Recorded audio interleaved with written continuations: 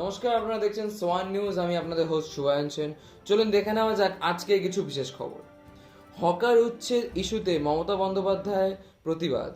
পশ্চিমবঙ্গে হকার উচ্ছেদ অভিযানকে কেন্দ্র করে রাজনৈতিক উত্তাপ বৃদ্ধি পেয়েছে। তৃণমূল কংগ্রেস নেত্রী মমতা বন্দ্যোপাধ্যায় কলকাতার ধর্মতলা হকারদের সমর্থনে মানববন্ধনে অংশ নেন। শিয়ালদা থেকে হাওড়া পর্যন্ত উচ্ছেদ অভিযানের বিরুদ্ধে তিনি রাস্তায় নেমে প্রতিবাদ জানান। এই কর্মসূচিতে তৃণমূলের একাধিক শীর্ষ নেতা নেত্রীও উপস্থিত ছিলেন। চলে আসবো আজকে পরে খবরে। ভারত আক্রান্ত হলে পাশে থাকবে আমেরিকা।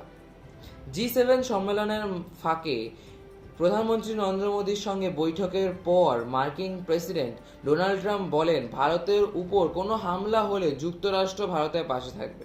তিনি জানান, দুই দেশের প্রতিরক্ষা সম্পর্ক অত্যন্ত গুরুত্বপূর্ণ এবং ভবিষ্যতেও সহযোগিতা অব্যাহত থাকবে।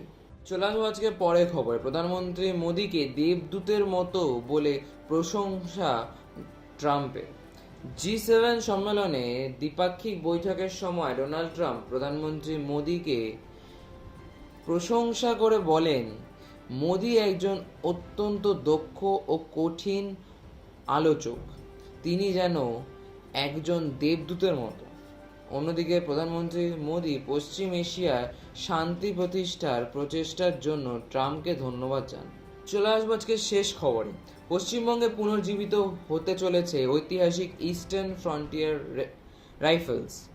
পশ্চিমবঙ্গে দীর্ঘদিন বন্ধ থাকা ইস্টার্ন ফ্রন্টিয়ার রাইফেলস বা ইএফআর বাহিনী পুনর্জীবিত করার ঘোষণা দেওয়া হয়েছে। জানানো হয়েছে 1,000-এরও বেশি গোর্খা যুবককে এই বাহিনীতে নিয়োগ করা হবে।